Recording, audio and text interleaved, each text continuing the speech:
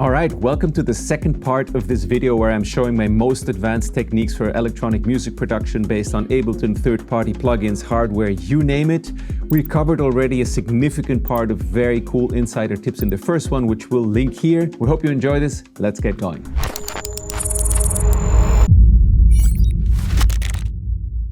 Another thing that I want to show you, which I use all the time, is how I tweak my envelopes of my recorded audio samples in order to get cooler grooves and vibes going. I didn't actually end up using it on this track, but I do this a lot. Check this out. This is my shaker loop,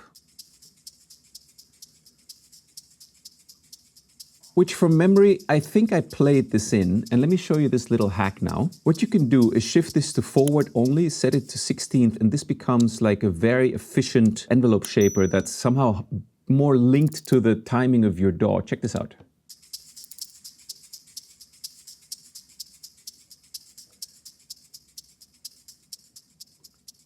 So you can make things super staccato, really tight, really nice into the groove of your track with this.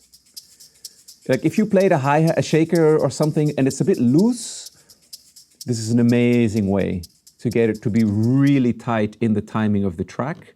Let me actually add a utility to this so we can boost it a bit in the mix and I can show you the difference that this makes.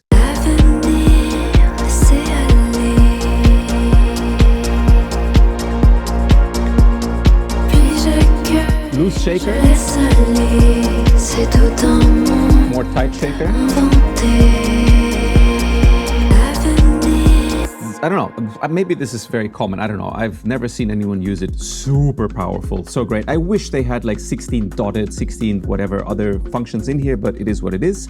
Another thing that I'm seeing here is these shakers are played quite laid back. It works in this track, but sometimes you have a sample or something you recorded that's a bit too laid back, and there's really good ways to fix this. So the other thing I wanted to show you is if you have a clip like this that's a bit laid back, rather than starting to pull all these things, if the timing in itself is consistent, you can grab the start point of that clip, hold Option, and seamlessly drag the whole clip till it suits the timing of your clip and track better. And if it's a long clip like this, then you may need to do the same on the end. So now, you see that?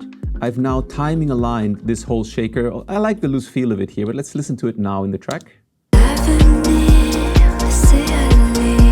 That's actually not so bad. Maybe I should keep that. Okay. Just to show you how easy it can be to clean things up without necessarily having to go in here and change a million little dots. The other way to do this is I started thinking about clips like just like chunks of audio that are just looping endlessly in Ableton. And actually, you can also fix this problem just by putting your start point. I often move the start point and put it in the middle of a sample if I like the upbeat of the shaker, or like this changes the feel of the shaker completely. Check it out. Or if I move it here. But if you want this whole clip to be more tight, you can also again hit Command so that you can shift seamlessly and just put it on the transient of your shaker. So now your whole loop, you haven't touched any of your editing and your loop and everything, but you're triggering it to start sooner. Check this out. Really good fast trick also. And if you're liking what you're seeing today on this video and you want to dive more in depth into all of this, this is the kind of stuff that I covered together with Daniel Zuderberg, our mastering engineer, on the Flow Collective Masters. It's an on-demand 30-hour masterclass on everything to do with music production. We will be running a sale on it this summer, so if you're catching this video and you're interested to dive into this and to expand your knowledge of music this summer and really take things up a level, go check it out. It's over on rapidflow.shop. Moving along, let me give you some more tips that are super cool. This is one I have to show you, and it is based on a third-party plugin, but I don't know any other plugin that can do what this does. Check out this plugin here called Vice De-Esser. This thing is just simply magical, and I'm actually using multiples of these on the track. So we're going to listen to this vocal track here. Il me faut y arriver, accepter. So you can very clearly hear what it is you're going to sidechain. I'm using this to do some minor sidechain on the individual tracks depending on how they're coming out. And then on the main output, I have a second de-esser that is a bit more heavy because I wanted to make all the vocals kind of feel more squished, together and control. I have the whole Vice suite, but I only use this and the plugin that fits into Console 1. I used its EQ all over the place. These are my two go-to. And like if I had to get any Softube Console 1 plugins, I would recommend the Wise Gambit, the API, the compressor of it is sick, and the De-Esser, and that's it. You don't really need that much more from it. And I would recommend the version 1 hardware. It's it's the MK2. It's absolutely amazing. It's compact, it's super affordable, super cool. Okay, going back to this trick. Listen to what happens if I kill these De-Essers to the vocal. Il me faut y arriver, accepter d'être aimé, accueillir la dignité. Et faire confiance. You hear that S? Let's bring it back in now. Il me faut y arriver, accepter d'être aimé, accueillir la dignité et faire confiance.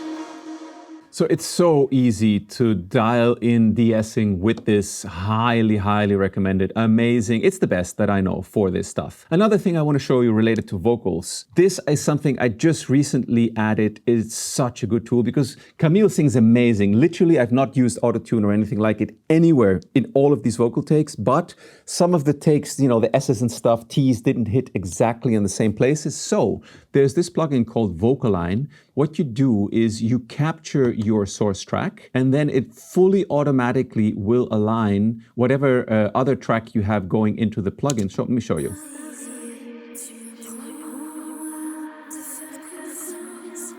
So it's now captured this and it's now fully aligned the second take to the first lead take, and you can choose how tight it does it. If you're recording multiple vocal stacks, this is an amazing tool. It just works. It's so fast. It's not super cheap, but better than doing it by hand. Highly, highly recommended. Okay, moving on. Another thing not to be underestimated is aux bus routing. When I do live streams on YouTube, I had the situation that on my output in the speakers or on my headphones, I like to use VSX or Sound ID reference so I can hear more accurately what's going on. But I wanted to send, of course, a clean stream to YouTube so you guys can hear, the proper mix on your system the way you have it tuned. So what I did is, I made basically a send, an OBS external plugin. This is going to an external audio interface, and then I'm capturing that with another interface going into OBS. So yeah, using your buses to send copies of your sound to different outputs and stuff that you can grab now from anywhere in the project. So in my case, it's from a non-processed pre-master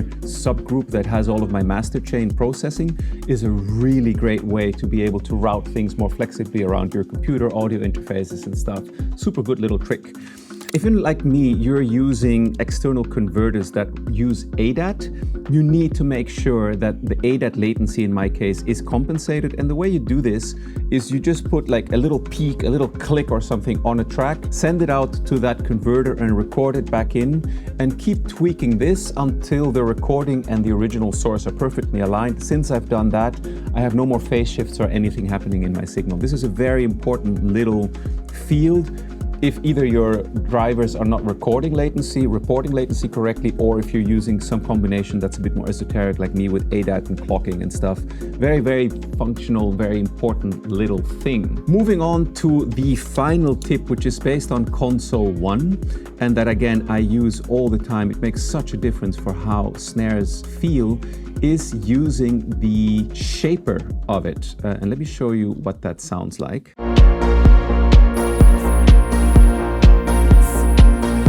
See that? Let me solo. Let me remove it. I really like these kind of short, I guess it's called micro house or whatever. I much prefer how that snare hits and when it has this whole long tail. This 4000 E series SSL dynamic shaper is huge. It's so useful in so many situations. I use this actually a lot. Also the gate and the release, the punch, not so much, but the sustain and stuff is super cool. And this is part of the standard SSL console that you get with the Console 1. All right, so I hope that this video was helpful for you and that you picked up a lot of new techniques and tips and tricks to get your electronic music productions to the next level.